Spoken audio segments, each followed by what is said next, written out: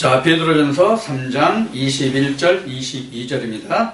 두 절만 봉독합니다. 물은 예수 그리스도의 부활하심으로 말미암아 이제 너희를 권하는 편이 곧 세례라. 육체의 더러운 것을 제어버림이 아니요 오직 선한 양심이 하나님을 향하여 찾아가는 것이라. 저는 하늘에 오르사 하나님 우편에 계시니 천사들과 권세들과 능력들이 저에게 순복하느니라. 아멘. 자, 오늘은 여러분들과 함께 베드로전서 3장 21절, 22절 두 절의 말씀을 바탕으로 우리가 교회에 나가서 무엇을 배워서 무엇을 행하고 무엇을 이룰 것인가, 그런 부분에 대해서 좀 오늘 다시 알아보려고 합니다. 그동안 사실 제가 목회하면서 이 부분은 여러 번 말씀으로 전한 바가 있습니다. 이제 부분으로 전한 것도 있고 또 요 부분만을 별도로 전한 것도 있고 이제 그럴 텐데요. 지금 오늘 그 베드로전서 3장 21절, 22절을 말씀을 통해서 오늘 나누고자 하는 주제는 일반 신학이 가르치는 성경관과, 그러니까 교리죠. 교리로 보고 가르치는 성경관과 성경이 말하는 성경관과의 차이가 무엇인가를 오늘 알아볼 거예요. 우리가 이것을 지금 제대로 핵심을 잡지 못한 가운데 신앙생활을 하는 사람들이 너무도 많거든요. 지금 오늘 각종 SNS를 통해서 보면은 교회에 대한 비방이 넘쳐나고 있어요. 그래서 올바른 신학이 뭐냐, 올바른 종교가 뭐냐, 올바른 기독교가 뭐냐, 성경관이 뭐냐 굉장히 많거든요. 지금 서로가 지금 교회는 교회대로 세상은 교회를 이렇게 물고 늘어지는 그러한 지금 형상이란 말이에요. 이러한 가운데서 발생하는 것이 지금 기존 기독교계에서 발생하는 운동이 뭐냐면 초대교회로 돌아가자, 교회를 개혁하자, 이러한 이야기들 많이 해요. 그게 바로 뭐예요? 일반적으로 현재 가장 많이 주창하는 게 바른 목회로 돌아가자는 주장을 지금 굉장히 많이 하고 있단 말이에요. 그럼 바른 목회라는 게 그럼 지금 어디에서부터 발생한 말로 지금 각종 SNS상이나 세상에 떠돌고 있느냐면, 첫째는 교회의 그 가장 큰 문제로 대두된 게 뭐냐면 재정적인 문제예요. 재정의 문제. 그 재정의 문제가 가장 문제가 된 게 바로 그 교회 재정의 근원이 되는 게 11조죠. 11조죠. 근데 그 11조로 쓰여지는 그 내용들이 투명하지 않다는 것과, 그 다음에 11조를 해야 되느냐 안 해야 되느냐 하는 것과, 그 다음에 11조가 무엇냐 하는 것들이 문제가 지금 물질에 관한 것으로서 교회가 타락했다는 것에 첫째적으로 꼽히는 것. 그 다음에는 이제 지금 그 세상에서도 그 굉장히 크게 이슈가 돼서 그 벌어지고 있는 일들 중에 지금 미투 운동이 있죠. 이러한 문제들도 지금 교회가 자유롭지 못하거든요. 이거는 세상에만 있는 것이 아니라 우리가 성경을 통해서 아시는 바와 같이 이거는 창세 때부터 있어온 일이에요, 이게. 그럼 앞으로는 그럼 미투 운동이 되고 하면은 그러면 세상에 이러한 문제들이 없어질 거냐? 여러분들 생각은 어떨지 모르겠지만 성경으로 보면 절대로 없어지지 않습니다. 이제 이러한 문제들을 놓고 오늘 이 시대를 반영하는 그런 이제 말씀이 무엇인가 하는 것 중에서 오늘 이 말씀을 여러분들과 함께 나누고자 하는 거예요. 지금 베드로전서 3장 21절에 보면은 이렇게 되어 있어요. 그 중반 부분은 구원의 편대 세례가 구원의 편대 육체의 더러운 것을 제어버림이 아니요 오직 선한 양심이 하나님을 향하여 찾아가는 것이라 그랬어요. 여기에 좀 오늘 포인트를 두고 좀 알아보려고 해요. 그래서 오늘의 주제는 뭐라고 정했냐면 구원과 세례의 관계예요. 구원과 세례의 관계.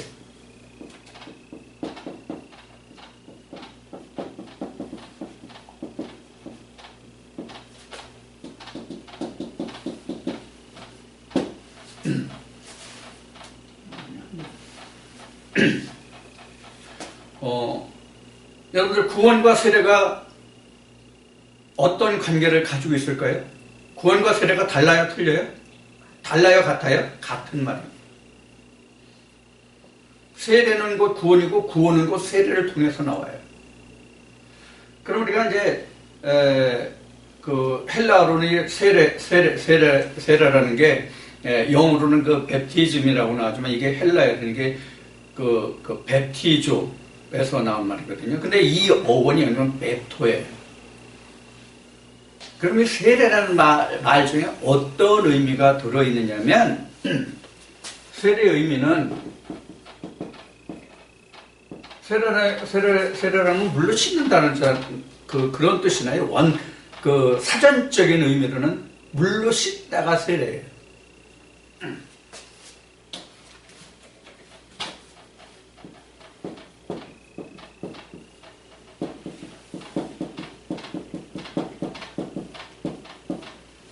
물로 씻다. 이게 지금 이게 물이거든요. 이게 물로 먼저 예를 갖추는 거예요.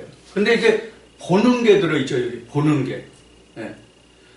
그래서 물로 먼저 씻어서 보는 것이 그 세례인데, 이 세례라는 말이 지금 지금 밥티조에서 나온 말인데 헬라어로는 이 세례라는 어원을 보면은 베토라는 말이 있다고 방금 얘기했잖아요. 이 어원이 어떤 뜻이냐면, 이거보다는 이게 낫겠네.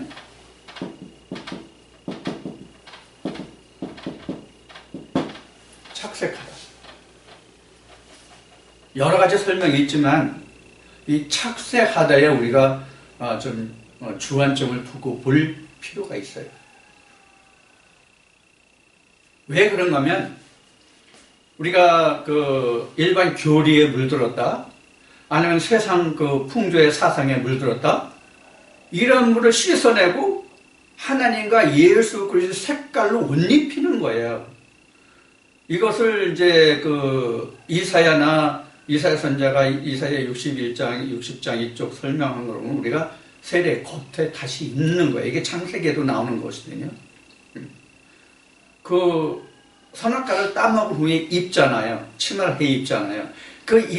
입는다의 뜻이 바로 착색한다의 의미와 같은 거예요. 그러니까 우리가 세상의 모든 사주에 물들었던 것을 그리스도 안에 들어와서, 하나님 안에 들어와서 그리스도의 사상으로, 하나님 사상으로 우리가 염색되는 거예요. 착색되는 거예요. 이것을 굳이 신학이 아니라 신약으로 예수님이 말씀하신 것으로 한다면 뭐냐면 거듭남이요, 이것이 부활이에요. 이것이. 우리가 그래서 착색하는 것이라고 이제 그런 설명을 그래서 이제 드리는 것인데, 어떻게 착색이 돼요?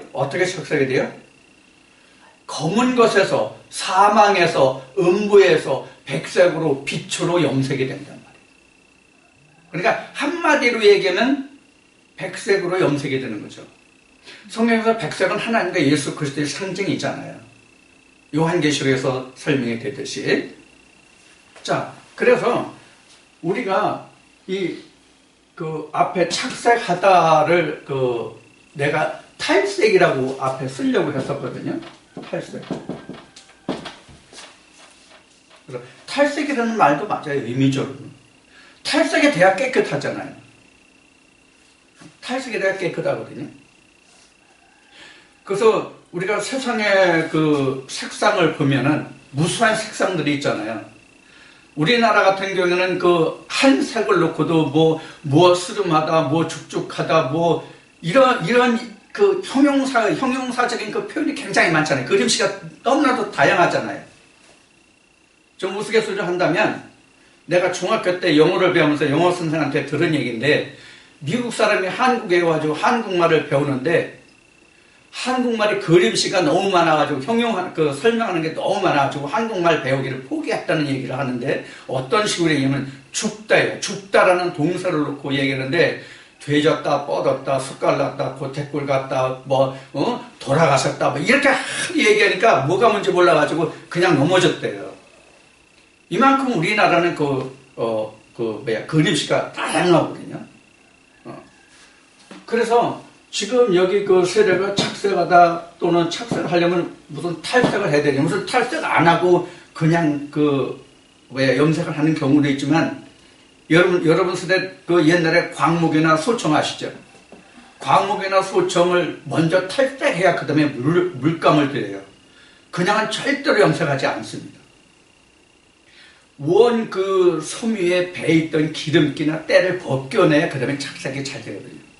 그리고 착색도 한 번에 끝나는 게 아니에요. 2번, 3번 해요. 그리고 또 빨아내고 다듬고 또 다시 염색하고 이렇게 해서 좋은 색을 원하는 색을 뽑아내거든요. 이것이 우리가 성경적으로 이것을 대입하면 지금 뭘 말하고 있어요? 세례와 구원을 말하고 있잖아요. 이 세례가 그래서 한 번에 끝나는 게 아니에요. 언제까지 하느냐? 내가 죽을 때까지 해야 돼요. 착색과 염색을 내가 죽을 때까지 해야 돼요. 그러니까 먼저 믿음에 대해서 이런 그 표현을 했어요. 믿음이라는 것은 시작과 끝이 없는 거다. 시작은 있을 때 끝은 없다. 그럼 끝은 언제냐? 내가 죽는 날이 끝이다. 그 결과물이 뭐냐에 따라서 생명과 사망으로 주어질 뿐이다. 이렇게 얘기를 했거든요. 이와 마찬가지로 세례가 바로 그거예요. 그래서 세례와 구원은 다른 뜻인 것 같지만 같은 뜻이다라는 얘기예요. 자, 구원을 받았다고 하는 얘기는 세례 없이 절대로 구원이 안 이루어져요. 그럼 세례가 성경에는 어떤 세례가 있느냐 하는 거예요. 우리가 잘 알듯이 물세례와 불세례가 있잖아요. 이거 복음서에 다 나와요. 이건 일반 신학의 교리로 말하거나 하나님의 성령 안에서 진리로 말하거나 똑같아요. 그런데 말은 똑같은데 그 실상이 뭐냐만 다르겠죠. 물세례와 불세례는 뭐가 다르냐면 물세례는 겉만 씻어요. 불세례는 그 속에 불순물까지 다 씻어내요. 이 뜻이 뭐냐면 마음의 때를 벗어낸다가 불의 세례예요.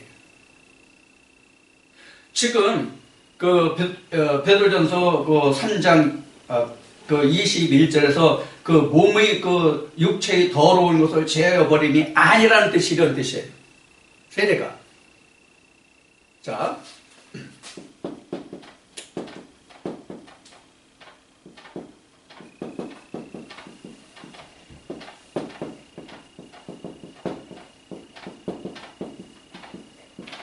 이거 누가 말했어요? 이거 누가 말했어요? 모세의 세례와 예수의 세례 누가 말했어요? 세례 요한이 말했어요. 나는 물로 세례를 주거니와 내 뒤에 오시는 이는 불로 세례를 준다. 이거죠? 그래서 모세의 세례는 물이고 여기는 불이에요. 이거든요. 그럼 지금 베드로전서 3장이나 3장 21절에서 말하는 이 세례는 뭐냐면 2번이에요. 2번을 놓고 말하는 거예요. 이 구원을 말하는 거예요. 이 물세례는 구원이 없어요. 물세례가 구원이 있다고 한다면, 물세례가 구원의 끝이라고 한다면 성경 역사가 어떻게 돼야 돼요? 예수 올 필요가 없는 거예요. 히브리 기자가 증거한 바로 하면 제사의 법이 바뀔 필요가 없는 거예요. 단적으로 말하면. 거기에 많은 과정과 설명이 필요하죠. 많은 과정과 설명이 필요하지만 단적인 말로 하면 신약이라는 것이 주어질 필요가 없다는 얘기예요. 왜? 모세에게 준 율법이 하나님께 나아가는 온전한 법이 되었다는, 이건 로마서와 히브리서에 같이 증거된 말씀이에요. 같은 맥락으로. 물론 로마서는 그 믿음을 강조한 말이지만 히브리서는 좀 다른 뉘앙스가 있는 말씀이지만 결국 그 본질을 놓고 보면 같아요. 본질이라는 것은 어디냐? 그 로마서는 사도 바울이 기록한 거잖아요. 바울이 기록한 건데 지금 지금 얘기한 히브리서와 같은 증거가 어디냐면 로마서 8장 2절에 가서 생명의 성령의 법이 바로 히브리서와 같은 맥락의 말씀이거든요. 로마서 말씀은 그 사도 바울이 유전에서 하나님의 계명에서 진리로 넘어오기까지의 과정을 기록한 거거든요. 그러니까 자기의 체험과 치유를 기록한 게 로마서예요. 바울의 증거예요. 그래서 로마서에서 바울이 그렇게 증거하거든요. 그러니까 생명의 성령의 법에 되면 로마서로 히브리서로 말하면 영원한 대제사장은 예수 그리스도의 제사장 위치에 오는 것을 말하는 거예요. 그 앞에는 아론이 세운 율법이 정하는 제사장.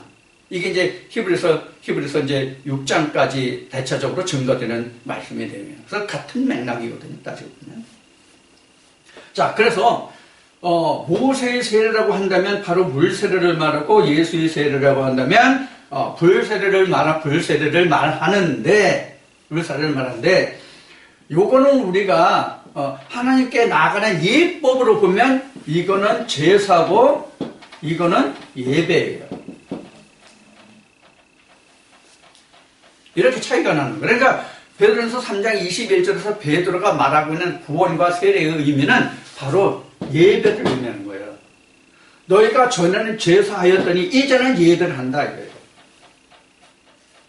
그러면 우리가 누구나 다 인정할 수 있는 우리가 인정하고 우리가 인지할 수 있는 것으로 한번 제사와 예배를 한번 우리가 설명해 보자고요. 이 제사는요 회중이에요. 그럼 예배는 뭐예요? 회중이면 예배는 개인이에요. 제사는 회중이라면 즉 전체적인 그룹적인 것이라면 예배는 개인적이라는 건 말이에요. 네? 그래서 이스라엘 백성들이 모세를 앞세워서 모세를 따라가게 했잖아요. 그래서 모세 오경을 보면 이스라엘 백성이 하나님 발언할 때 그 회중이라고 설명을 해요. 회중이라고. 그런데 신약에 와서 예수님이 말씀하시는 건 뭐냐면 개인이에요. 각자 성전된 자마다 하나님께 나갈 수 있는 자가 되거든요. 즉 대제사장이 된 자 각자만이 하나님의 지성소에 들어갈 수 있는 것이거든요. 영적으로. 이 설명이 어디냐면 요한복음 4장이에요. 신령과 진정의 예배예요. 그래서 베드로가 지금 증거하고 있는 베드로전서 3장 21절에서 구원과 세례라는 것은 지금 요걸 얘기하는 거예요. 여기 이 회중에서도 하나님을 본 자가 있어요. 누구예요? 모세 한 사람이에요.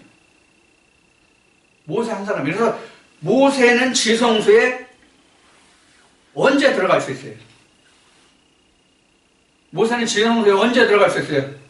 모세 오경을 보면 항상 들어갈 수 있어요. 그럼 대제사장인 아론은 1년에 한 번뿐이 못 들어가요. 무슨 뜻인지 이해하셨죠? 그래서 구원이다 세례받았다 하는 것은 신약에서 구원받았다 세례받았다 하는 것은 항상 지성소에 들어갈 수 있는 사람이에요. 그 한 사람뿐이란 말이에요. 내가 들어가는 자리에 다른 사람이 들어올 수 있다 없다? 절대로 못 들어온다. 나도 지금 예배할 수 있는 사람이고 너도 예배할 수 있는 사람이고 그도 예배할 수 있는 사람이라면 똑같이 지성소에 들어가는데 내가 바라보는 하나님 자리에 가는 그 하나님과 네가 보는 하나님이 자리에 들어가는 것과 그 사람이 들어가는 그 지성소의 하나님이 다르다. 이거 이해해요? 이게 무슨 말인지? 다르다는 게 무슨 얘기인지 이해하시냐고요? 자, 이렇게 한번 설명을 드릴 테니까 한번 여러분들이 생각해 보세요. 자, 지금은 형제가 하나 아니면 둘, 많아야 셋이잖아요. 뭐 지금도 뭐 일곱 여덟 뭐 이렇게 그 두는 부모들도 있어요. 그 사람들이 진짜 애국자예요. 이 어려운 시국에. 그렇긴 한데 지금 부모가 아버지와 어머니가 지금 똑같은 부모잖아요. 형제가 몇이든지 간에 우리 세대는 보통 7, 9이었단 말이에요. 그럼 7, 9이라도 부모가 다 달라요, 같아요? 같죠? 다 같아요. 그런데 그 자녀들이 7이든지 9이든지 10이든지 얼마가 되든지 간에 그 개성이 같다, 틀리다? 다르다. 그럼 그들이 부모 앞에 나갈 때 똑같은 개성을 가지고 부모 앞에 나갑니까? 아니죠. 똑같다. 왜 그럼 하나님 앞에서 그러냐? 재질이 달라요. 재질이 다르다고. 똑같은 하나님의 말씀이라도, 즉 한 부모라도 아버지는 하나님이, 어머니는 목회자가 어머니거든요. 우리가 영적으로 보면. 그럼 한 아버지의, 이제 이건 말라기 2장에 그 기록되는 말씀이에요. 한 부모 밑에 한 아버지의 자녀이지만 지금 얘기는 다 개성이 달라요. 개성이 다르다는 얘기는 무슨냐면 성경 66권 그 똑같은 말씀을 받은 중에도 자기가 어떤 말씀으로 내가 자기 마음속, 각자의 마음속에서 성전으로 세워지는 말씀이 들으냐가 다르단 말이에요. 그게 바로 개성이에요. 하나님 안에서의 개성이에요. 그러니까 자기가 하나님의 똑같은 말씀인데 그 사람이나 이 사람이나 나나 다 똑같은 하나님의 말씀인데 어떤 사람은 A라는 말씀으로, 어떤 사람은 B라는 말씀으로, 어떤 사람은 C라는 말씀으로 하나님의 성전으로 지어졌단 말이에요. 그래서 개개예요. 똑같지가 않아요. 그렇기 때문에 하나님 앞에 나가는 모습이 똑같을 것 같지만 틀리단 말이에요. 뭐로 놓고 보면 말씀이 이루어진 그 형상을 놓고 보면 그렇다는 얘기예요. 그래서 성경 안에서는 다 똑같지만 개인이에요. 왜 다 똑같다고 그러냐? 다 한 아버지 시잖아요. 한 말씀으로 난 자들이잖아요. 다만 어떤 사람이 그 사람을 역사했냐만 다르단 말이에요. 그게 인간으로 사람으로 개성이란 말이에요. 각자에게 있는 개성이란 말이에요. 그 모습 그대로 간단 말이에요. 아, 형이 이러니까 맏형이 부모를 대신한다고 그랬으니까 이게 유교적인 사상이 아니라 이게 지금 이제 유튜브에 이제 김땡땡 그 국제 정치학을 배운 정치학을 배운 그 박사가 얘기하는 것을 들으면 이게 우리에게만 있는 게 아니라 지금 저 카자흐스탄, 러시아 이쪽까지 똑같이 있답니다, 이게. 그러니까 우리나라만 있는 게 아니에요. 지금 우리는 유교 사상이라고 얘기하잖아요. 근데 그게 아니라는 거죠. 지금 우리는 유교 사상이라는 거의 휘박해져 가잖아요, 지금요. 얼마 전에 그 유튜브에 보면은 고등학생이 자기 집안의 할아버지보다 더 나이가 많은 분들한테 진짜 상욕을 한 것이 유튜브에 한번 보도된 적이 있어요. 지금 우리나라가 지금 유교 사상 아래 있다고 하지만 지금 이렇거든요. 이게 일반적으로 도덕이죠. 이게 이제 세상의 말세라는 징조로 우리가 볼 수 있는 부분이에요. 자, 그래서 우리가 하나님 안에서 구원받다 세례를 받았다는 것은 모습은 똑같을지 모르지만 그 실 내용 하나님의 말씀으로 들어가서는 각각 다 개성이 다른 말씀으로 지어졌단 말이에요. 자, 다른 예를 들어봅시다. 어떤 예냐면 예수님이 우리 각자를 갖다가 하나님의 집이라고 표현했잖아요. 지금 얘기하는 개성이 각각 틀리다고 하는 얘기가 똑같이 하나님이 주신 건축 재료지만, 말씀이지만 그 말씀이 각각 다른 말씀으로 하나님의 성전으로 채워졌다는 얘기예요. 그러니까 다 틀려요. 똑같다고 생각하시면 안 돼요.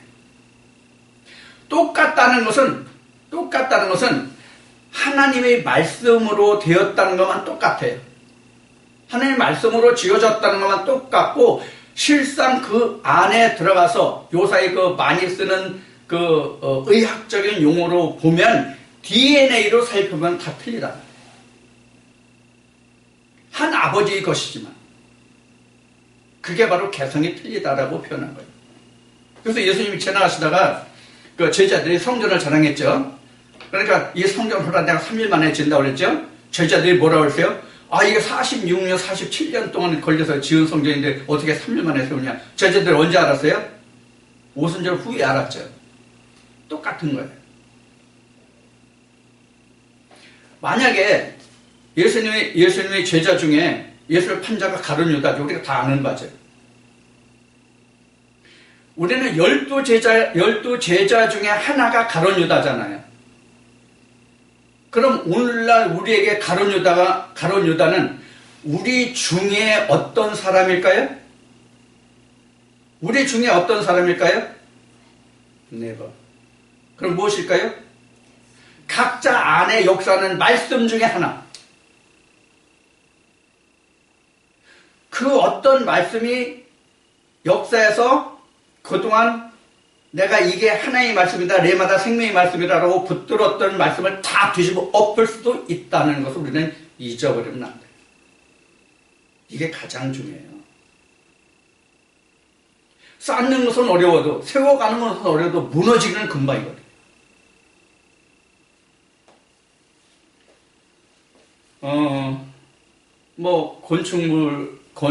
건축이라든가 이 토목을 하는 분이니까 뭐 더 잘 아실지 모르겠지만, 요 사이는 TNT가 많이 발전했잖아요. 건물 수십 층 되는 건물들이 폭격장치를 하면요, 1분 안에 다 무너져요. 깨끗이 다 무너집니다. 지금 이런 세상이거든요. 그러니까 영적으로 내가 30년, 40년 세웠다 하는 것도 그 지금 얘기한 가룟 유다와 같이 역사하는 한 말씀이 자기의 모든 공로를 하루아침에 쏟아 부을 수 있다는 것을 우리가 잊어버리면 안 된다는 얘기예요. 그래서 바울이 뭐라 그랬어요? 섰다 하면 넘어질까 조심해라. 잡았다 함도 이루었다 함도 아니다. 표대를 향해서 달려간다. 표대만 봐라. 그래서 항상 우리는 고비고비마다 그 고비를 넘겨야 하는 것이 6월절인데 그 6월절이 이스라엘 백성들은 한 번만 있었잖아요. 우리는 지금 항상 6월절이 있어야 돼요. 그 고비고비 넘어갈 때마다 뭐예요? 세례고 구원이에요. 이 역사에 계속 연장선에 있는 거거든요. 최근에 의학자가 이런 발표를 했어요. 우리 지금 살아가는 데 있어서 인간에 있어서 육신이 있잖아요. 우리는 이 육신이 어제 육신과 오늘 육신이 똑같은 걸로 우리 인간은 알고 있잖아요. 근데 이게 일주일인가 뭐 며칠마다 이게 세포가 완전히 바뀐답니다. 그러니까 어제의 내가 오늘의 내가 어제 나라고 할 수 없는 것이잖아요. 우리 육신도 이와 같이 우리는 각자가 자각을 못하지만 우리 안에서는 그런 섬세한 변화가 일어나고 있단 말이에요. 근데 우리 안에서 말씀의 역사도 이와 같이 계속 이 세포 분열하는 방식과 같은 것이 일어난단 말이에요. 일어나야 한단 말이에요. 그것이 바로 세례와 구원이라는 얘기예요. 그게 항상 있어야 된다. 이게 살아있는 증거예요. 이게 기도예요. 이게 예배예요, 사실은. 여기 와서 여러분들이 말씀을 듣지만 이 생활을 하기 위해서 말씀을 들으러 오시는 거고 듣는 거예요, 사실은. 내가 농사를 져서 요한복음 4장에 예수님이 사마리아 여인에게 말씀하신 대로 내가 생수 우물을 길어 올릴 수 있으면 올 필요가 없는 거죠. 다른 말씀을 드릴 필요가 없는 거죠. 내가 심고 가꾸고 농사져서 내가 음식을 먹을 수 있는 떡반죽까지 갈 수 있는 그런 능력이 있으면 그럴 필요가 없는 거잖아요. 이걸 우리가 오늘 이 말씀을 통해서 우리가 좀 아셔야 된다는 얘기예요. 그런데 맨 앞에 모두에 말씀을 드렸듯이 이러한 것이 성경에서 그 가르치고 전하는 것인데 오늘날 신학이나 교회에서 가르치는 것은 이런 것이 아니라 사람의 몸의 온전함을 자꾸 찾아가고 추구하고 그것을 그 사람 신앙 좋아 믿음 좋아 저 사람 같으면 구원받았어 이렇게들 표현한단 말이에요. 좀 조석한 표현이긴 하지만 어느 교회에서나 목사들에게 가장 사랑을 받는 사람이 누구냐면 물질로 교회에 헌신을 봉사를 많이 하는 사람이 가장 사랑을 받아요.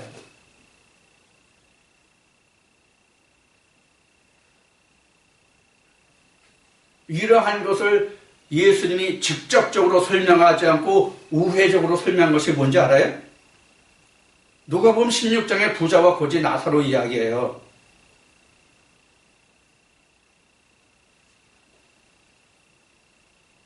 이거 우리가 지금 누가복음 16장의 이 말씀을 우리가 쉽게 생각할 수 있을지 모르지만 결코 그렇지 않아요. 자, 이와 같이 우리가 지금 구원이다, 세례다 하는 것을 우리가 간단히 알거든요. 자, 지금 이제 일반 이제 교리를, 신학과 교회 얘기를 했으니까, 자, 세례 예를 보세요, 세례. 뭐가 세례입니까, 도대체? 뭐가 세례입니까? 지금 일반 신학과 교회에서 말하는 세례가 뭐가 세례냐고요?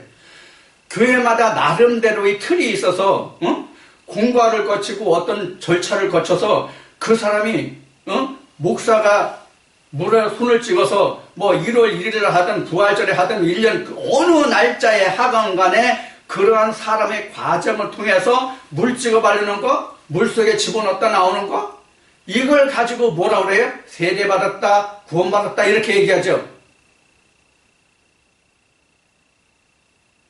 그래서 그 사람이 개과천선해가지고 예를 들어서 얘기하면 도덕질하고 남 욕하고 맨날 그러다가 이 사람이 변화돼가지고 도덕질 안 하고 사람 욕 안 하고 진짜 착실한 삶을 살아가.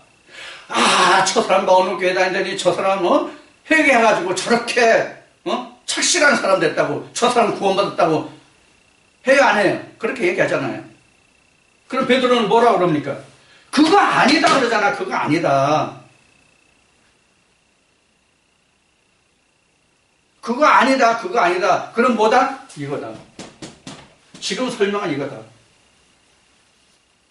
세례와 구원을 바로 이런 거다 그런 얘기예요. 그래서 외적으로 어떤 사람이 교회 가더니 어떻게 변화됐다. 이거는 뭐냐면 사람의 육신의 변화란 말이에요. 이거는.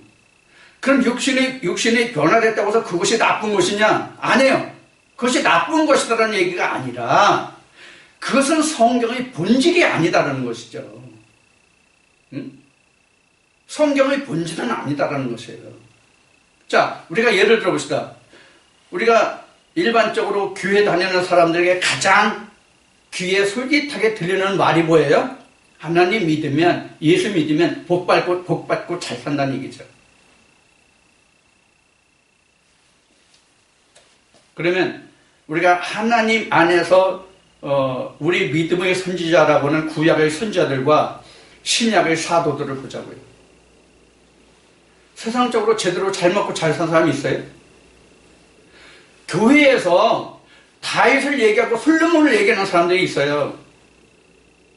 다윗과 솔로몬과 선자들과는 거리가 있어요. 차이가 있다고.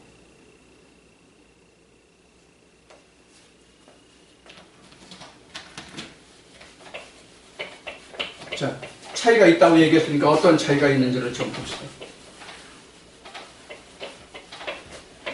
쉬운 얘기로 왕이죠.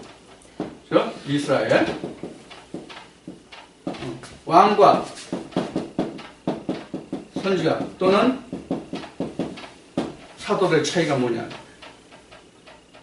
이것을 알아보려면 뭐만 생각하면 우리가 이해할 수 있어요? 뭐를 이해하면 이 말씀을 우리가 쉽게 성경적으로 이해할 수 있겠습니까?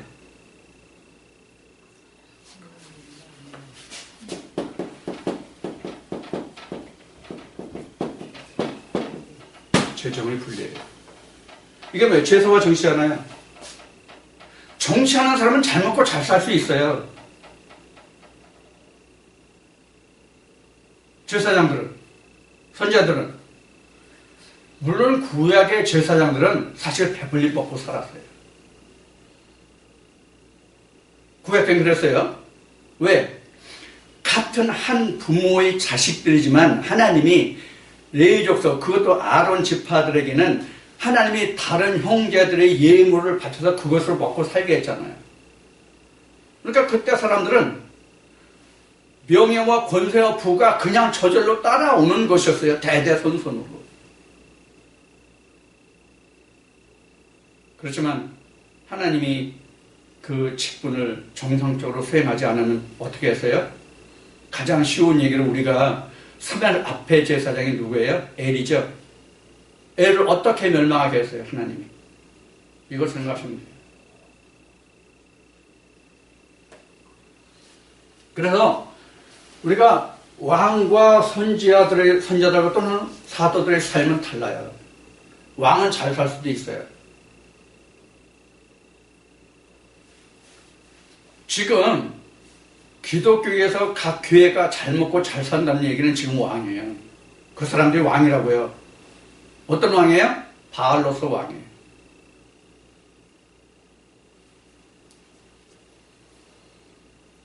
그런데 하나님 나라는 예수님이 말씀하신 것처럼 먹고 마시는 것에 있지 않단 말이에요.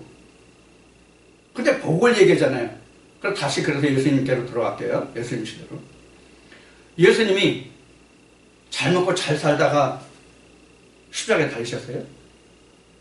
아니 자기 제자들 하나 책임 못 지는 그런 무능한 사람이었잖아요. 사실 우리가 육신적으로 보면 그것도 안식일 날 지나가면서 밀밭에서 밀리삭 따먹었잖아요. 왜? 배고파서. 심심해서 장난감을 우리 옛날에 어렸을 때 껌 씹고 싶은데 껌이 없어가지고 밀리삭 따가지고 손 비벼서 껍질 까내고 입에 씹어서 껌 씹기 위해서 한 게 아니단 말이에요. 배고파서 밀리삭을 따먹었단 말이에요.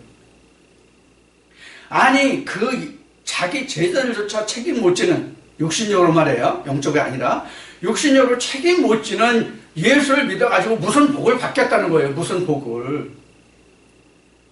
일반 신학과 교회에서 말하는 복을 얘기하는 거예요. 세상에 말하는 복과 똑같잖아요. 교회에서 말하는 복이.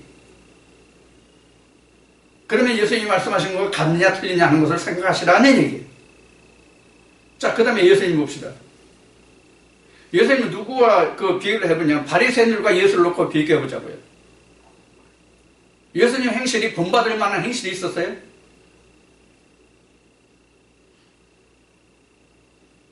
바리새인들이 예수를 어떻게 헐뜯었습니까? 술을 좋아하는 자여 죄인들과 친구 이렇게 얘기했잖아요. 마태복음 기록되죠. 바리새인들은 내가 일주일에 뭐 몇 번을 금식하고 11조를 내며 세대와 같지 않으면 감사하다. 예수님이 뭐라고 말씀하십니까? 이걸 우리가 명심할 필요가 있다는 얘기예요. 그래서 우리가 하나님의 생명의 길을 쫓아간다는 것은 외모에 있는 것이 아니라 마음속에 있다는 거예요. 그럼 마음속이라는 게 바로 뭐냐? 마음속이라는 게 뭐냐? 믿음이에요. 이게 믿음이에요. 믿음은 마음으로 하는 것이 육으로 하는 게, 몸으로 하는 게 아니에요. 그래서 베드로가 말하는 것이 육신을 깨끗하게 하고자 하는 게 아니란 말이에요.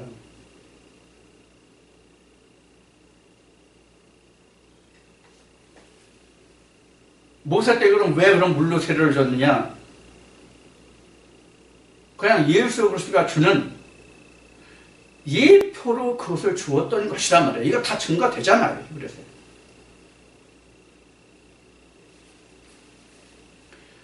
그럼 우리는 그 세례가 율법에서 난 겁니까?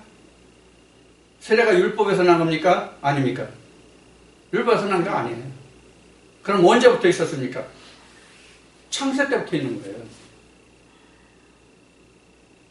그럼 창세 때 세례에 관계된 것이 뭐가 있어요? 할례예요, 할례. 할례란 말이에요, 할례. 할례가 그래서 이사야의 에레미야를 보면 망 가죽을 짓지 말고 아브라함 같이 몸의 가죽을 베지 말고 무슨 가죽을 베라고요? 망 가죽을 베라. 이게 바로 성령 할례, 불의 할례란 말이에요. 불 세례와 할례와 같은 거예요. 세례와 할례가. 그래서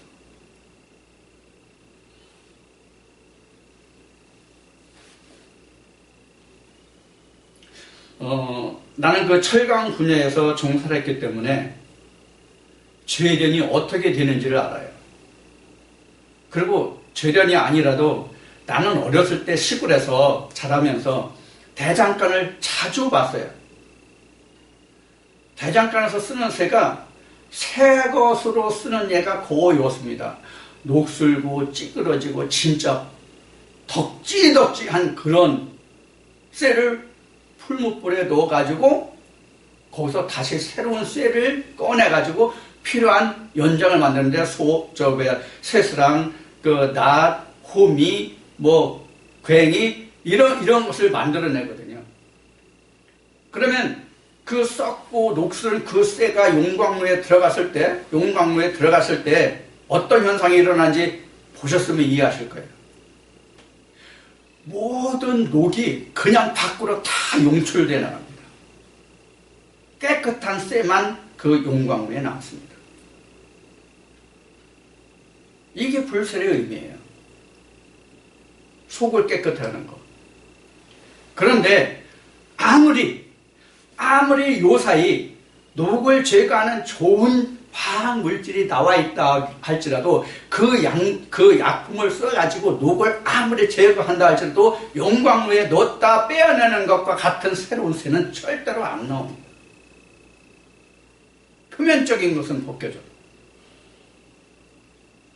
이것이 지금 베드로가 지금 증거하고 있는 세례와 구원을 지금 말하고 있는 거예요. 자, 그러면 여기 한 가지 중요한 게 하나 있어요. 물론은 겉을 아무리 깨끗이 해도 속까지는 깨끗하게 못하잖아요. 그럼 불세례는 속만 깨끗하게 합니까? 겉까지 깨끗해져요. 그럼 겉까지 깨끗해진다는 뜻은 무엇을 말하느냐? 다시 하나님의 신이 아닌 이방신으로 돌아가지 않는다 이 뜻이에요. 육신으로 내가 어떤 정결한 사람이 된다 이 뜻이 아니에요. 육신으로도 변화되죠. 당연히 변화되죠. 그러나 가장 근본된 것은 다시 더러워지지 않는다는 뜻이 무엇이냐면 다시는 이방신으로 돌아가지 않는다는 말이에요. 이방신으로 돌아가면 안 된다는 것을 안 된다고 지금 얘기했는데 왜 그럴까요? 이제는 돌아가면 죽는다는 것을 알거든요. 우리가 영적으로나 육적으로나 육신적으로나 죽는다는 것을 알면 그것을 행할 사람이 있습니까? 물론 있어요. 있지요. 물론 있어요. 그렇지만 그것을 모르는 사람보다는 훨씬 비율이 작단 말이에요. 그런 범죄를 저지를 농후가 상당히 낮아진단 말이에요. 희박해진단 말이에요. 이 차이가 있는 거예요. 그래서 하나님의 말씀은 능력과 권능이 있고 히브리 말씀에 기록된 것 같이 골수까지 쪼갤 수 있다고 증거하고 있는 거란 말이에요.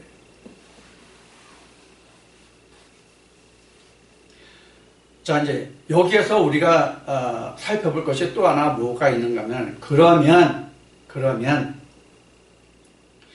영으로 행하는 것이기 때문에 육신으로 그럼 아무렇게 해놔도 괜찮으냐 하는 꼬리표가 붙고 또 물고 늘어지는 사람들이 있어요. 이게 바로 그동안 신학에서 주장해온 것이 뭐냐면 영지주의거든요. 입만 살아있고 행하면 아무것도 없다라는 일반적인 영지주의 비판이 바로 그런 거예요. 종교적으로는 어떤 믿음에 대한 겉으로 나타나는 행위적인 것이 가식적이라도 보이잖아요. 그런 게 있잖아요. 그래서 예수님은 외식하는 서기관들에게 바리새인들을 욕하고 계시잖아요. 그게 아니라 속으로 온전함이란 말이에요. 그러면은 하나님 앞에는 용서되는 허물과 용서되지 않는 허물이 있는데 이것을 예수님이 뭐라고 말씀하셨고 히브리서도 뭐라고 증거하냐면 성령을 모독하는 허물이에요. 죄. 그건 다시 돌이킬 수가 없다고 되어 있어요. 그러한 단계까지 가는 세례가 구원이고 그것이 바로 세례받은 증거다 그런 거예요. 그래서 21절 끝에 21절 시작해 버려서 21절부터 다시 봅시다. 베드로전서 3장 21절 물은 예수 그리스도의 부활하심으로 말미암아 이제 너희를 구원하는 표니 표란 말이에요. 그런데 이제 여기서 우리가 물을 조금 이제 증거하고 가겠습니다. 물.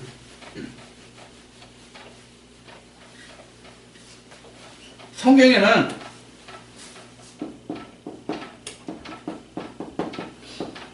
물을 말하고 있거든요. 물을 말아보세요. 자, 그래서 물을 말아보는데 무엇이 있냐면 야구유물이 있고 그 다음에 생수유물이 있죠. 이게 어디 계세요? 요한복음 4장이에요. 요한복음 4장에 이렇게 있는데 야구유물과 생수유물이 있어요.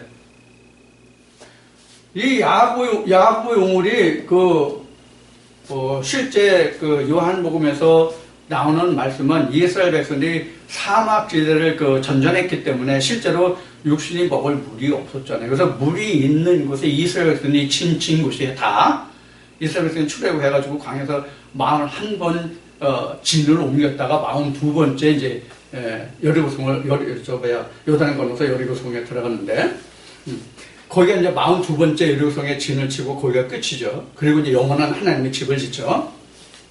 그래서 이 야고의 우물은 바로 광야에서 그들이 육신을 지탱했던 물이에요. 현재 우리로 말하면 진리로 이끌어주는 기본 우리 펌프물 풀 때 처음에 물을 푸는 거를 마중물이라고 그러죠. 그래서 이 야고의 우물은 생수의 물로 가는 마중물에 불과한 거예요. 그래서 물이 빠질 때마다 야고의 우물을 계속 채워줘야 돼요. 그래서 사마리아 여인이 뭐라 그래요?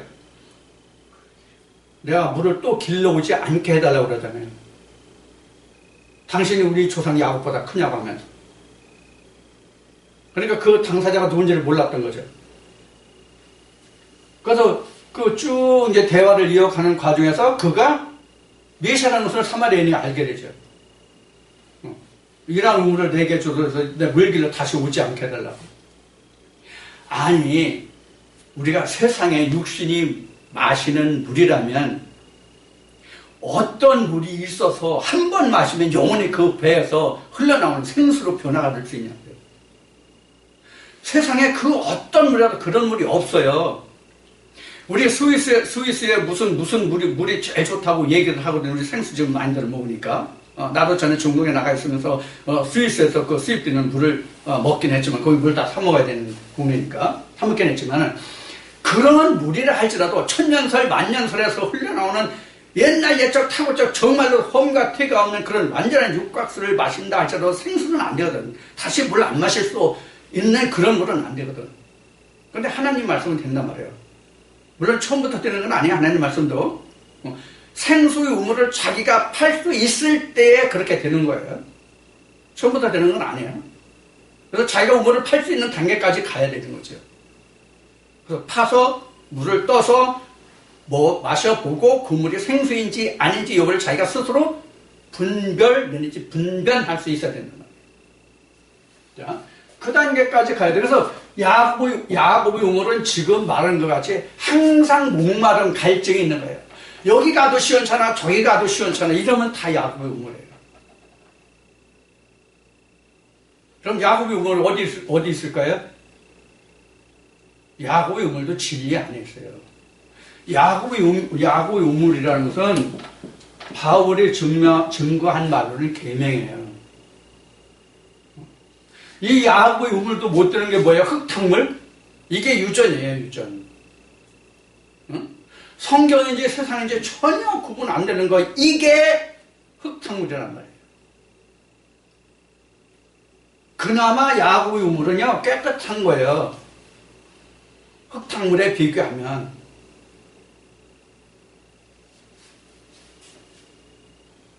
그리고 여기 오면 이게 진리란 말이에요. 생수가 되잖아요. 이렇게 되면 생수가 돼요. 이 물을 마신 자만이 누구한테 온다고 예수님 말씀하셨어요? 내게로 오느니라. 이 자만이 생수의 물을 먹은 자만이 예수께로 갈 수 있는 거예요.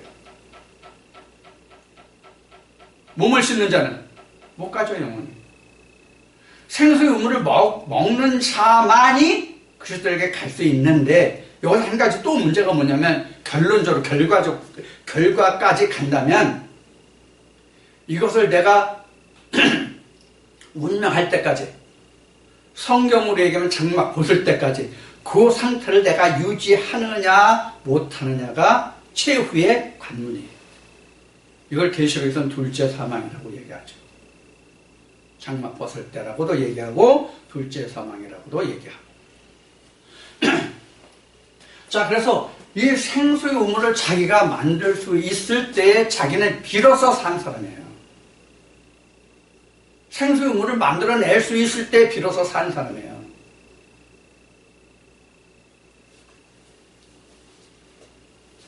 그래서 생수의 우물을 자기가 만들어낼 수 있으면 육신을 안 바라봐요. 육신을 다 이기는 사람이에요. 이 정도 되면. 육신의 소욕이 일어날지라도 그걸 승화시킬 줄 알고 그것을 아름답게 갖고 갈 줄 아는 단계에 간 거예요.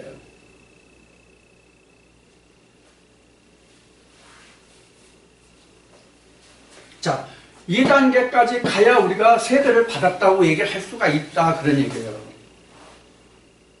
그러니까 세례라는 것이 그렇게 간단한 게 아니죠. 그러면 이 생수의 세례를 누가 준다고 했다고 그랬어요? 세례요한이? 예수가 준다. 이 이야기는 무슨 뜻이에요? 이 이야기는 오늘날 우리에게 적용한다면 어떤 의미가 되느냐 하면, 말씀을 전하는 자는 아무리 그 사람이 진리를 말한다 할지라도 그건 세례요한이 주는 물이에요. 각자 그 말씀을 통해서 자기가 스스로 세례할 수 있는 것이 바로 그 내 뒤에 오시는 애. 즉, 목자가 전해주는 말씀 뒤에 각자의 세례가 온다는 뜻이에요. 그 세례를 자기가 스스로 항상 행해 나가야 돼요. 말씀을 전하는 자가 세례하는 게 아니에요, 절대로. 말씀을 전하는 자의 말씀을 따라서 자기 영을, 자기가 그 말씀을 생수로 변화시켜서 스스로 자기가 자기 영을 세례시켜야 된다는 얘기예요. 자기 영을 자기가 살려야 된다고. 그걸 할 수 있는 역할을 하는 게 누구냐면 세례요한이에요. 목자이고 말씀을 증거하는 자들이에요. 모세가 이스라엘 백성들을 살렸습니까? 예수가 그 제자들을 살렸습니까? 예수가 제자들을 직접 살렸다고 할 것 같으면 그 따르는 무리들에게 네 각자의 태어난 십자가를 지고 나를 따라할 필요가 없는 거예요. 내가 다 져줬으니까. 그런데 오늘날 신학과 교회는 어떻습니까? 예수가 다 했으니까 너희 할 거 없어. 그냥 감나무 밑에 누워서 그냥 입만 벌리고 있어. 감 내 입으로 떨어질 테니까. 쉽지 않아도 돼. 뱃속으로 넘어가기까지 해. 뱃속으로 넘어갈 뿐만 아니라 똥까지 싸줘. 이런 식이잖아요. 그들을 비판하자는 게 아니에요. 이건 아니다라는 얘기지. 그 사람들 비판해가지고 내가 얻을 이익이 뭐예요? 욕이나 먹지. 내가 비판해서 얻어질 게 뭐냐고요. 예수님이 바리새인들을 비판해가지고 바리새인들한테 칭찬 들었어요? 저거 하나님의 아들이라면서, 저 하늘에서 내려왔다면서 이런 손가락질 받고 욕만 받았지 뭐가 있었냐고요. 근데 당시 이스라엘 백성들은 누가 더 좋다고 그랬어요? 바리새인들이 더 좋다고 그랬죠. 이런 거예요. 그래서 아가서에 보면 하나님의 그 아들들은 흠모할 만한 그런 모습이 하나도 없다고 기록되어 있는 거예요.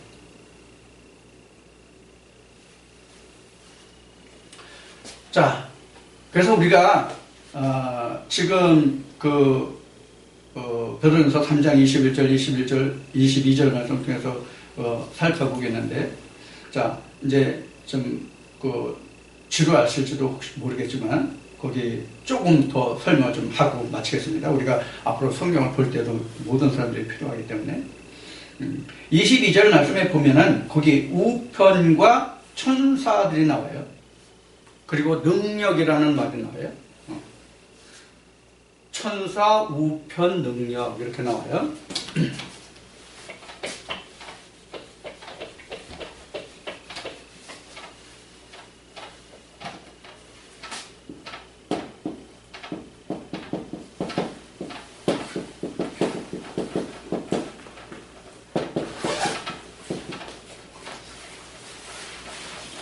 우리가 천사라고 얘기하면 어린 시절을 자꾸 생각한 거 할지 몰라요. 나도 그런 적이 있지만 뭐 잠자리 날개 같은 옷을 입고 뭐 그냥 하늘 이 공활한 그 공간 호를 날아다니는 예를 들어서 뭐 남꾼과 뭐 선녀와 같은 이제 그런 것을 자꾸 이제 연상하게 됐던 그런 적도 있으면 천사라는 것은 뭐냐면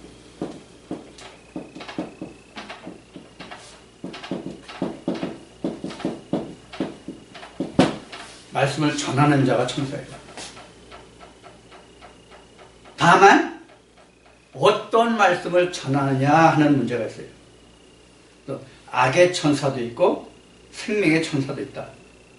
이 정도까지만 이해하시고 그 다음에 우편이라는 것은 생명, 의 이런 것을 말해요. 실제 우편이 아니에요. 그 요한복음 보면 그 오른편 강도 왼편 강도 나와요. 누가 보면 오른편 강도 왼편 강도가 나오잖아요. 근데 오른편 강도 왼편 강도라는 말은 없지만 한 강도가 예수님에게 당신 나라에 가든 나를 기억해 주십시오 이 말을 하죠. 그래서 그 사람이 그 사람에게 예수님이 내가 오늘날 나와 함께 낙원에 있어 이 말씀하신단 말이에요. 근데 거기 오른편이다 왼편이다는 없지만 오른편 강도가 구원을 받았다는 것이 우리가 일반적으로 쓰는 말이에요. 그건 무슨 뜻이냐? 하나님 생명에 갔다, 의에 이르렀다 그런 뜻이에요. 하나님은 오른편이 어디 있고 왼편이 어디 있어요? 응? 하나님은 왼편이 있고 오른편이 어디 있냐고요. 지금 우리나라 지금 정치계가 지금 좌파 우파 지금 굉장히 시끄럽고 요란하죠. 응? 그럼 좌파 우파가 어디 있어요 지금? 어느 쪽에 있으면 좌파가 어느 쪽에 우파입니까? 어느 뜻을 쫓아가느냐에 따라서 좌파 우파죠. 똑같아요. 우편 좌편. 그런 의미로 해석하시면 돼요. 그 다음에 능력이라는 것은 그럼 뭘 말하냐? 사망과 죽음을 이길 수 있는 힘이 능력이에요. 사망과 저주 이런 것들을 이길 수 있는 힘이 능력이에요. 그럼 이게 뭐겠어요? 진리 말씀의 얘기예요. 진리 말씀만이 사망과 저주를 이길 수 있잖아요.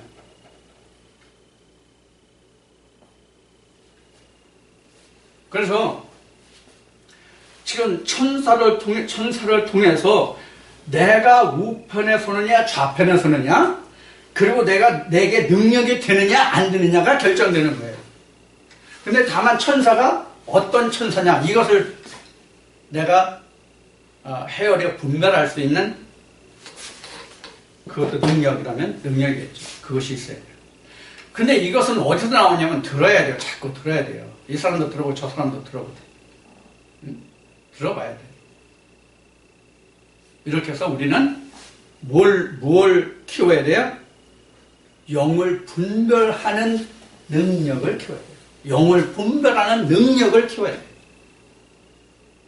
이 사람만이 천국까지 나가 살아남을 수 있는 자가 될 수 있어요. 자가 된다가 아니라 자가 될 수 있다예요. 왜냐하면 우리는 믿음이라는 게 진행형이기 때문에. 믿음은 완료형이 아니에요. 항상 진행형이에요. 내가 운명할 때까지 진행형이에요. 이제 언젠가 모르지만 이제 계시록 말씀에서 다시 왜 진행형이다 하는 것이 이제 다시 증거될 때가 있을 거예요. 자, 이와 같이 우리가 간단한 말씀이지만 오늘날 신학계에서 모두 얘기했듯 신학계에서 뭐 교회가 개혁돼야 된다, 뭐 초대교회로 돌아가야 된다 이렇게 설설설 말들이 많지만은 뭐가 문제냐? 그게 안 되는 것이 왜 그러냐면 끝에 얘기하면 진리가 무엇인지를 분별할 수 있는 말씀이 그들에게 없다는 거예요. 자, 그러면 여기서 이 말씀을 하고 오늘 이 시간을 마치기로 하겠습니다. 그러면 앞으로 지금 교육에서 말하는 교회 개혁이 이루어질까요? 안 이루어질까요? 영원히 안 이루어집니다. 왜?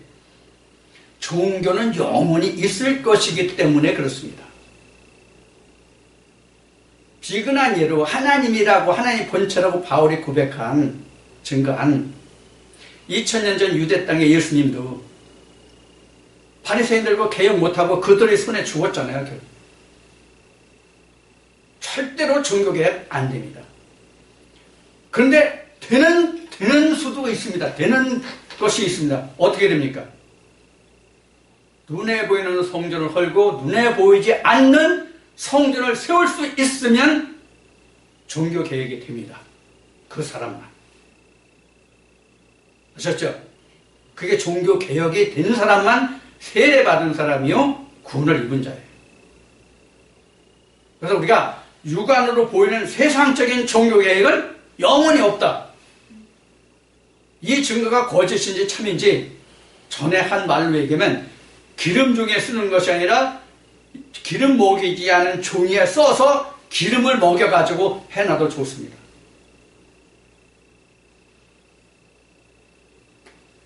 그래서 우리가 하나님께로 나간다, 하나님을 믿는다는 것은 외적인 것이 아니라 내적인 것이다. 이것이 다른 말씀으로 하면 속사람과 겉사람의 문제다. 이렇게 이야기할 수 있습니다. 자, 그럼 이 시간을 통해서 여러분들과 함께 나누는 말씀에서 이제 구원과 세례의 관계를 알아봤잖아요. 이게 시작이고 사실은 끝이에요. 어느 말씀이든지 다 그렇지만은.